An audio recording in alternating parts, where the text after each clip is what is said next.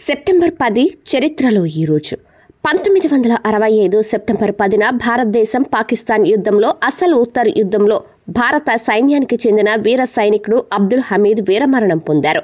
యుద్ధభూమిలో అబ్దుల్ హమీద్ చూపిన ధైర్య సాహసాలకు ఆయనకు మరణానంతరం పరమవీర చక్ర పురస్కారం లభించింది.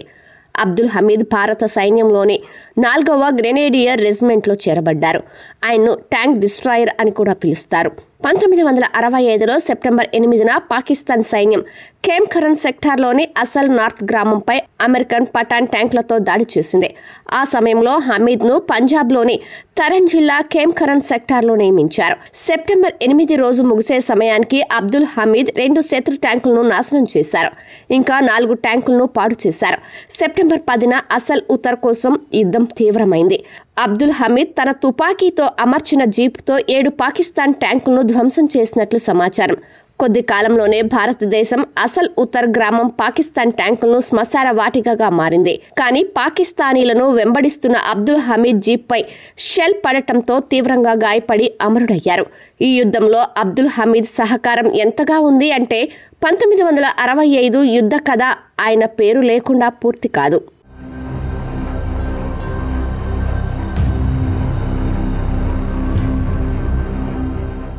జితేంద్రనాథ్ ముఖర్జీ 1915 సెప్టెంబర్ 10న బాలాసోర్లో మరణించారు. ఆయన భారత స్వాతంత్ర్య పోరాటంలో ప్రముఖ విప్లవకారుడు. జితేంద్రనాథ్ ముఖర్జీని భాగా జితిన్ అని పిలుస్తారు. జితేంద్రనాథ్ ముఖర్జీ ప్రస్తుతం బంగ్లాదేశ్లో ఉన్న బెంగాల్ ప్రెసిడెన్సీలోని కుస్తియా జిల్లాలో 1879 డిసెంబర్ 7న జన్మించారు.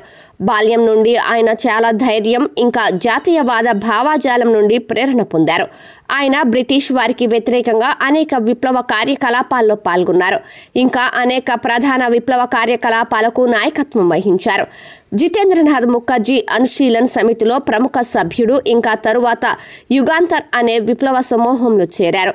ఆయన ఒకసారి ఒంటరిగా పులిని ఎదుర్కొని దానిని చంపినందున ఆయన్ను భాగా జితిన్ అని పిలుస్తారు.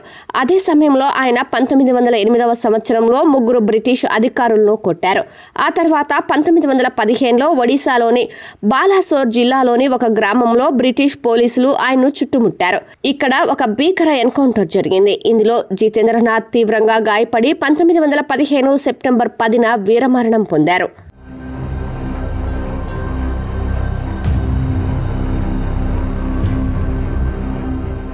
గోవింద్ బల్లభ్ పంత్ 1887 సెప్టెంబర్ 10న ఉత్తరాఖండ్లోని అల్మోర్ జిల్లాలో జన్మించారు.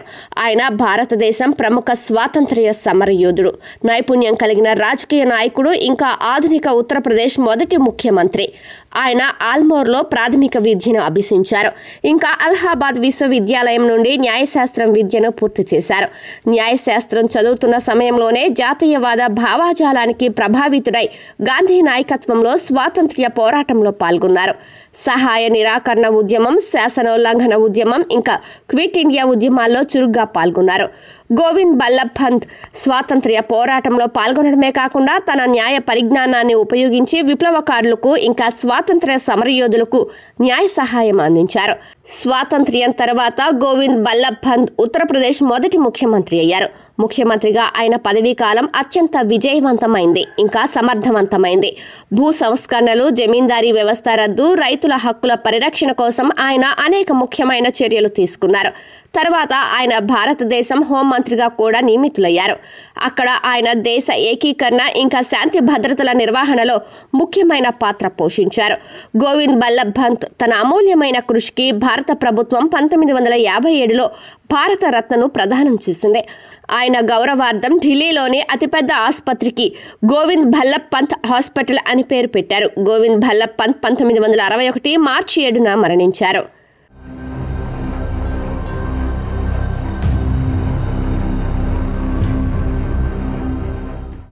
1976 సెప్టెంబర్ 10న ఇండియన్ ఎయిర్లైన్స్ విమానం హైజాక్ చేయబడింది. ఈ సంఘటన దేశవ్యాప్తంగా సంచలనం సృష్టించింది. ఇంకా ఆ సమయంలో అతిపెద్ద ఉగ్రవాద సంఘటనలో ఒకటిగా పరిగణించబడింది. 1976 సెప్టెంబర్ 10న ఉదయం 7:30 ఇండియన్ ఎయిర్లైన్స్ కు చెందిన బోయింగ్ 737 విమానం ఢిల్లీలోని పాలం విమానాశ్రయం నుండి బయలుదేరింది. ఇది జరిగిన కొద్దిసేపటికే 2 ఉగ్రవాదుల చేతిలో పిస్టల్స్ తో కాక్పిట్ లోకి ప్రవేశించి విమానాన్ని హైజాక్ హైజాక్ చేశారు. ఈ విమానం ఢిల్లీ నుంచి ముంబైకి వెళ్తుండగా దారిలో హైజాక్ అయింది. దీని తర్వాత విమానాన్ని హైజాక్ చేసిన ఉగ్రవాదులు విమానాన్ని నేరుగా భారతదేశం నుండి లిబియాకు తీసుకువెళ్లాలని పైలట్ పై ఒత్తిడి చేయటం ప్రారంభించారు. ఆ సమయంలో విమానంలో 66 మంది ప్రయాణికులు ఉన్నారు. ఈ విమానాన్ని commander BN Reddy, copilot RS Yadav నడిపారు. వారి తెలివితేటల వల్లనే ప్రజలు ప్రాణాలతో బయటపడ్డారు. విమానంలో ఇంధనం తక్కువగా ఉందన్న సాకుతో పైలట్లు విమానాన్ని లాహోర్కు తీసుకెళ్లారు. దీంతో భారత ప్రభుత్వం పాకిస్తాన్ను సంప్రదించింది. ఆ తర్వాత పాకిస్తాన్ అధికారులు సాకుతో హైజాకర్లకు ఆహారం అందించారు. ఈ ఆహారంలో అనెస్థీషియా కనుగొనబడింది. హైజాకర్లు ఆహారం తిన్న తర్వాత అపస్మారక స్థితికి చేరుకున్నారు. ఇంకా అందరినీ అరెస్టు చేశారు. మరుసటి రోజు అంటే సెప్టెంబర్ 11న విమానం ప్రయాణికులందరినీ సురక్షితంగా ఎక్కించుకొని భారతదేశానికి తిరిగి వచ్చింది.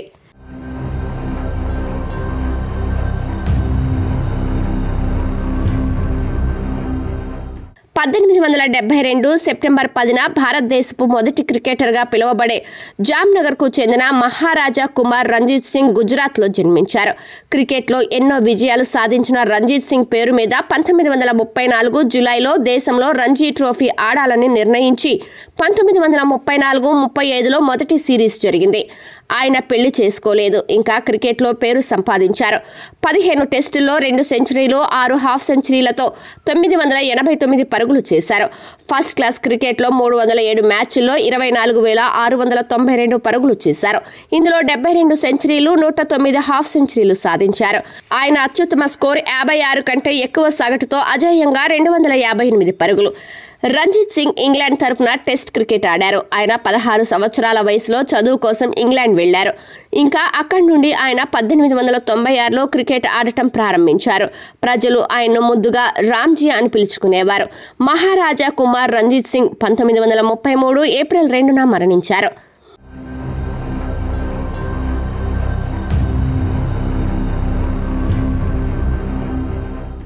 ప్రపంచ ఆత్మహత్యల నివారణ దినోత్సవాన్ని ప్రతి సంవత్సరం సెప్టెంబర్ 10న జరుపుకుంటారు.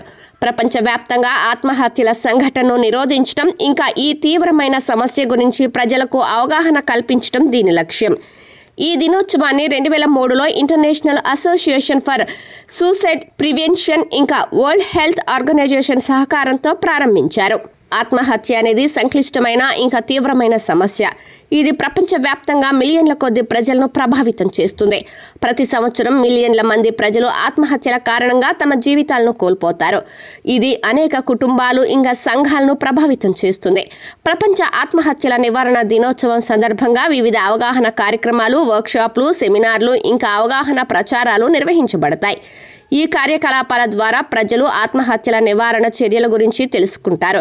ఇంకా మానసిక ఆరోగ్యం ప్రాముఖ్యతను కూడా అర్థం చేసుకుంటారు. ఈ రోజు ఉద్దేశ్యం ఆత్మహత్యల సంఘటనలను తగ్గించడమే కాకుండా మానసిక ఆరోగ్యం సమస్యలను ఎదుర్కొంటున్న వారి పట్ల సమాజంలో సానుభూతి ఇంకా మద్దతును ప్రోత్సహించటం.